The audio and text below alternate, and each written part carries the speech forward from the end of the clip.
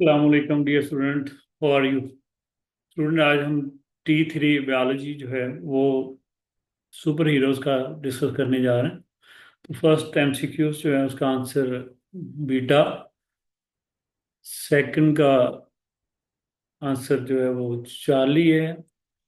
इसके बाद थर्ड का डेल्टा, फोर्थ का डेल्टा, फिफ्थ का बीटा, सिक्स्थ का अल्फा। इसमें ये जो आंसर है अल्फा वाला, इसमें आप देखें कि जेनेटिक ड्रिफ्ट लॉस ऑफ अलील है और एक जगह पे जाके वो जीन्स की भी बात करता है, लेकिन बेसिकली ये अलील इसका करेक्ट आंसर बनता है।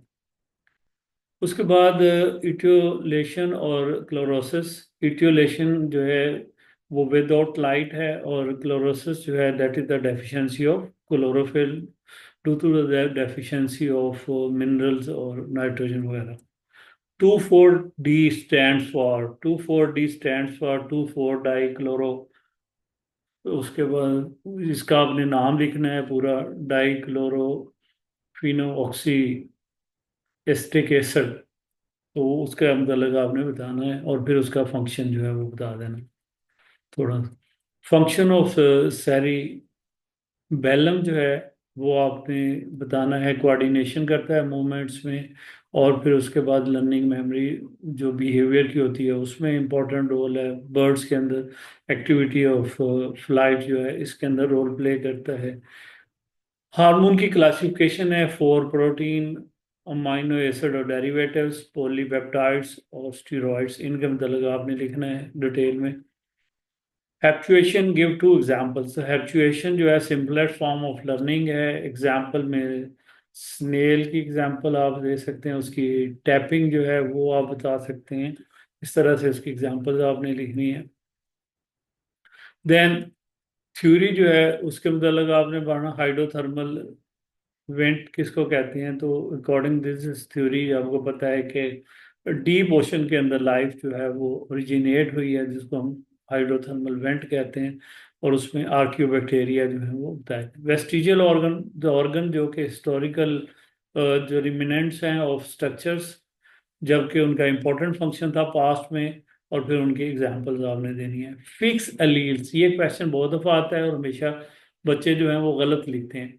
तो फिक्स अलील में आपने ये बताना होता है कि population are homozygous for same allele, चाहे वो होमोजाइगस हो रिसेसिव के लिए या होमोजाइगस हो डोमिनेंट के लिए, दोनों सूरतों में वो तमाम अलील्स जो हैं वो फिक्स अलील होंगे इन ए जीन पूल।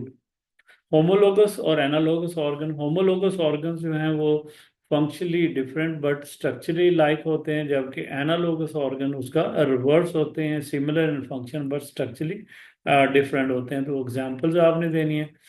फिर ये कंसेप्चुअल क्वेश्चन है, हाउ और evolutionary relationship among species reflect regarding DNA and protein. तो ये बेसिकली मालिक्यूलर बायोलॉजी के मतलब आपने बताना है, और इसकी एग्जांपल आपने देनी है साइटोक्रोम C की। Why feedback mechanism is important for human? Explain it with the help of example। तो पहले आप फीडबैक मैकेनिज्म के एग्जांपल लिखेंगे, इंटरेक्शन का बताएंगे, और फिर उसकी टेम्परेचर वाली एग्जांपल, और थायराइड स्टिमुलेटिंग हार्मोन थायरोक्सिन जो है ये एग्जांपल भी आप दे सकते हैं, और इंसुलिन वाली एग्जांपल और शुगर की एग्जांपल्स भी आप कोट कर सकते हैं। तो दोनों में से जो हम सी एग्जांपल जो है आपको सूट करते वो लिखें। इंडेंजर स्पीशीज मेजर कैसे हैं, अडॉप्टेशन और उनको हम कैसे प्रिवेंट कर सकते हैं। तो इंडेंजर स्पीशीज की डेफिनेशन लिखेंगे, कॉजेज लिखेंगे, कॉजेज के बाद उसका लिखेंगे कि पाकिस्तान में कौन कौन सी स्पीशीज जो हैं एनिमल की और प्लांट की जो इस वक्त इंडेंजर्स हैं, और मेजर किस तरह से उनको हम कहीं करेंगे, यानी कि प्रिवेंटिव मेजर्स कैसे लिखेंगे।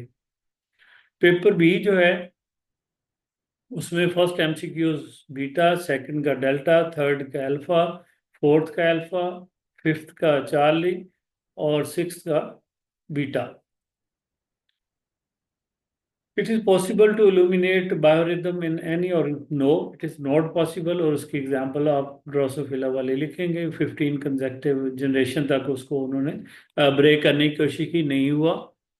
सीनियन कॉर्पस्कल्स जो हैं और उनका रोल क्या है, तो आपको पता है ये डीप इन द बॉडी होते हैं।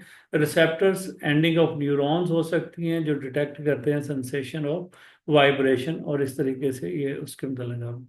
Sodium potassium pump work in transition और ट्रांसमिशन ऑफ नर्व इम्पल्स। तो सोडियम पोटाशियम पंप आपको पता है बहुत ही इंपॉर्टेंट है, बिकॉज जब तक रेस्टिंग मेम्ब्रेन पोटेंशियल मेंटेन नहीं होगा, ट्रांसमिशन ऑफ नर्व इम्पल्स नहीं हो सकेगी। स्ट्रक्चर ऑफ स्पाइनल कॉर्ड बताना है, तो स्पाइनल कॉर्ड की स्ट्रक्चर में क्रॉस सेक्शन ग्रे मैटर और वाइट मैटर, और इन दोनों की डिस्क्रिप्शन आपने देनी होगी। इनेट बिहेवियर की डेफिनेशन जो कि इनबॉर्न है, और ये प्री डिटर्मिनेटेड यानी कि इनहेरिट करेक्टर होता है, और ऑल प्लांट्स बिहेवियर जो है वो इनेट बिहेवियर्स होते हैं।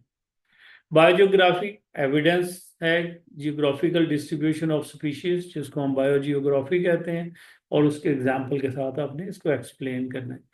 कंट्रीब्यूशन ऑफ लेमार्क है, तो उसमें यूज एंड डिसयूज का कॉन्सेप्ट डिस्कस करेंगे, और फिर उसके बाद इनहेरिटेंस ऑफ एक्वायर करेक्टर और एग्जाम्पल के साथ discuss. Role of ozone in initiation of life on earth, तो इसमें आपने बेटा बताना है वो जो फर्स्ट एवोल्यूशन वाला टॉपिक है उसमें से, कि कैसे फोटोसिंथेसिस ऑर्गेनिज्म डेवलप हुए, तो फिर उससे ऑक्सीजन प्रोड्यूस हुई, फिर ओजोन जो है वो बनना शुरू हुई, और ओजोन ने क्या किया, अल्ट्रावायलेट रेडिएशन जो है उसको फिल्टर करना शुरू किया, जिससे इन्वायरमेंट जो कि पहले रिड्यूसिंग थी वो ऑक्सीडाइजिंग होगी, तो इस तरीके से एरोबिक लाइफ जो है वो पॉसिबल हुई, और एनएरोबिक लाइफ जो है वो कम होना शुरू होगी, और फिर ये भी कि ऑक्सीडाइजिंग एनवायरनमेंट के अंदर एरोबिक लाइफ ही पॉसिबल है। आर्टिफिशियल सिलेक्शन और नेचुरल सिलेक्शन की डेफिनेशन है आपने बता देनी है, और अगर हो तो एग्जांपल बता दें। एंडोसिम्बायोट हाइपोसिस और उसकी एग्जांपल बतानी है। एंडोसिम्बायोट हाइपोसिस जो है यूकैरियोटिक की फॉर्मेशन है, जिसमें एक लार्ज प्रोकैरियोटिक सेल ने एक यूकैरियोटिक सेल को डेवलप किया, जैसे एरोबिक बैक्टीरिया था तो उससे माइटोकॉन्ड्रिया बन गया। इसी तरह से दूसरी एग्जांपल्स के साथ आपने इस थ्योरी को एक्सप्लेन करना है। लॉन्ग क्वेश्चन है, compare nervous system of hydra with the help of planaria. तो इनको पॉइंट्स में आपने कंपैरिजन करना है, और हो सकता है तो टेबल भी बना सकते हैं, और फिर उनकी एंड के ऊपर डायग्राम बनानी है।